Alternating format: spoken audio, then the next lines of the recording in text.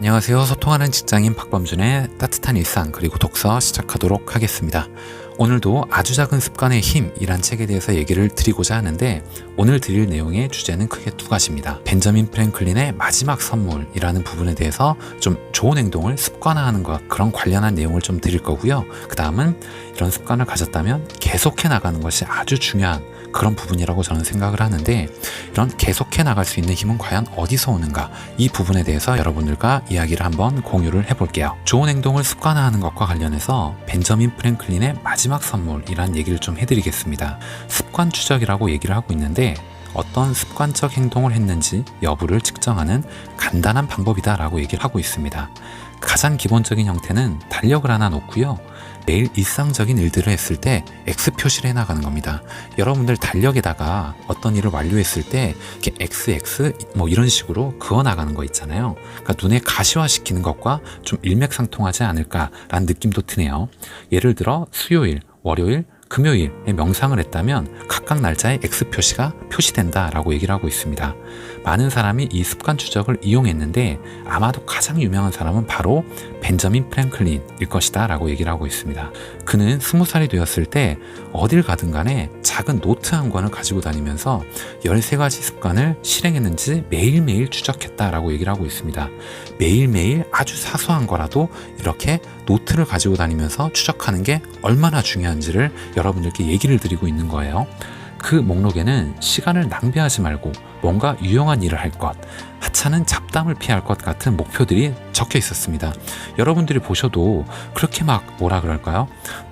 뭐 나라를 세우는 그런 큰 목표를 세운 게 아니잖아요. 이 프랭클린은 매일 하루를 마무리하면서 노트를 펼쳐 자신이 한 일들을 기록했다라고 얘기를 합니다.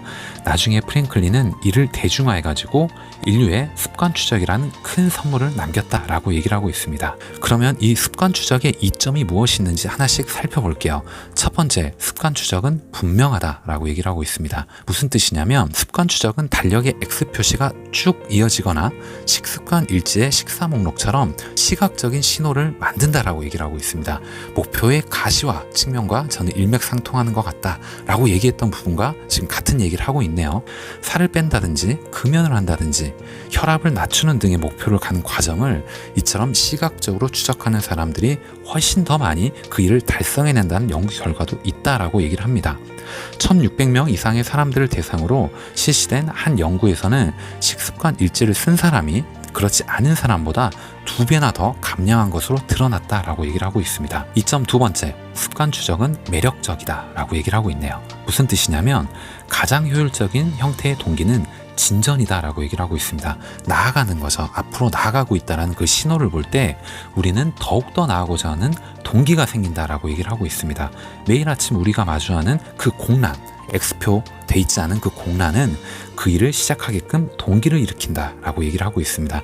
여러분들도 어떻게 보면 아침에 뭐 출근을 하거나 공부를 할 때 계획표를 작성해가지고 옆에다가 실행 여부 OX를 친다라고 했을 때 거기가 공란으로 돼 있으면 이 일을 빨리 해야겠다, 이 일을 빨리 한 후에 동그라미를 치거나 그어서 없애야지, 이런 동기부여가 될 때가 있잖아요. 그런 부분과 일맥상통한다라고 저는 생각이 드네요. 이점 세 번째, 습관 추적은 만족스럽다라고 얘기를 하고 있습니다. 이것이 가장 중요한 이득 중에 하나다라고 얘기를 하고요. 추적은 그 자체로 보상이 될 수 있다. 해야 할 일 목록에서 한 가지 항목을 지우는 것, 운동일지에서 시작했음을 표시하는 것, 달력에 X 표시하는 것은 만족감을 준다라고 얘기를 하고 있습니다. 이 습관 추적은 우리에게 행동을 일깨우는 시각적 신호를 만들어내고요. 첫 번째가. 두 번째는 자신의 발전을 눈으로 보고 이를 되돌리고 싶지 않다는 내적 동기를 일으키고요.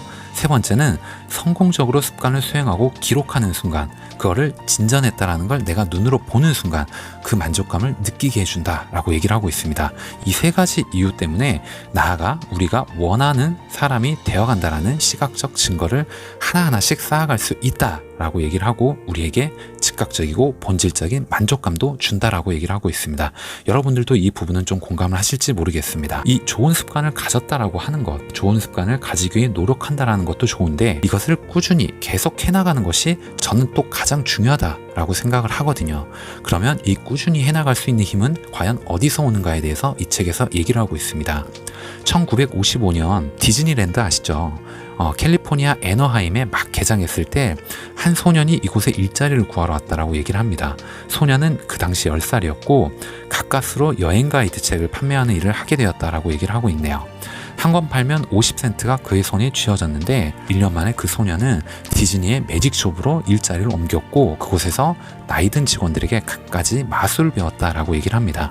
그리고 공연 때 분위기를 돋우기 위해서 방문객들에게 농담을 건네는 등 간단한 일들을 하기 시작했는데 곧 소년은 자신이 마술 공연보다는 코미디 공연을 좋아한다는 걸 알게 되었고 코미디언이 되기로 결정을 합니다. 이 소년은 로스앤젤레스의 작은 클럽에서 공연을 시작하면서 10대 초반을 보냈다라고 얘기를 하고요. 관객은 적고 공연은 굉장히 짧았다. 5분 이상 무대에 서 있는 경우가 거의 없었다라고 얘기를 하고 있습니다.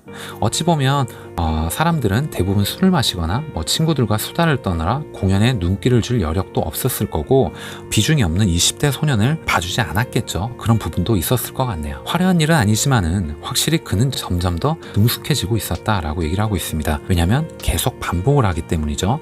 처음에 했던 공연 레포토리들은 2분짜리거나 틈새 공연이었습니다. 그는 고등학생이 될 때까지 공연 소재를 계속 꾸준히 아이디어를 늘려나갔고 그 중에는 5분짜리들도 있었다.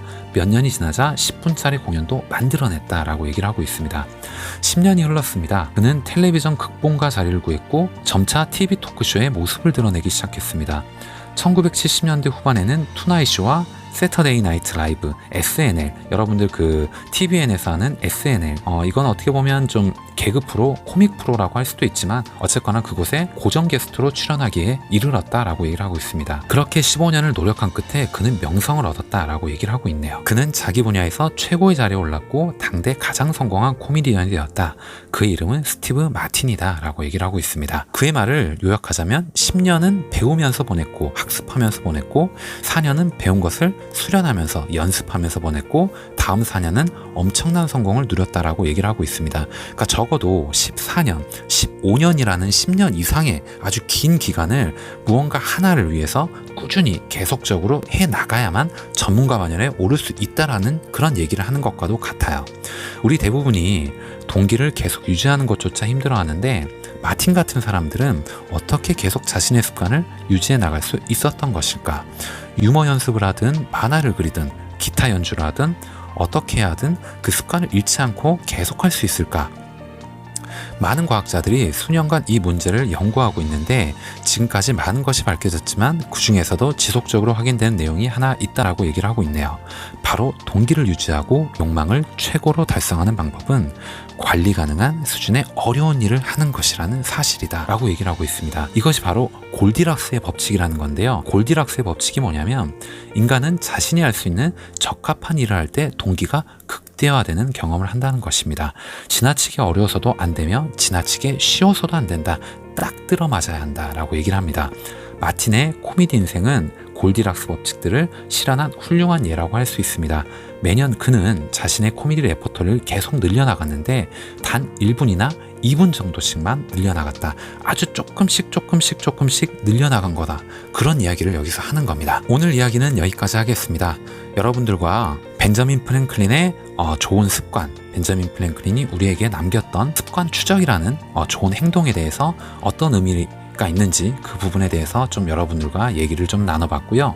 그러면 그런 좋은 습관을 가졌을 때 어떻게 계속해 나갈 수 있는지 그 방법이 무엇인지에 대해서 어떤 한 코미디언의 예를 들어서 좀 말씀을 드리면서 조금씩 눈에 보이지는 않지만은 계속적으로 꾸준히 본인이 할 수 있는 정확한 능력을 파악을 하고요.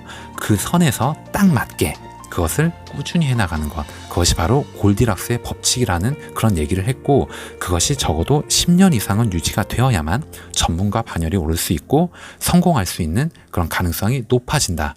그런 얘기를 좀 여러분과 나눠봤습니다. 오늘 여러분들께 드린 내용이 조금이라도 도움이 되셨다면 좋아요 그리고 구독 꼭 부탁드리겠습니다. 다음 시간에 더 좋은 내용, 더 좋은 컨텐츠를 가지고 여러분들께 인사드리도록 하겠습니다. 감사합니다.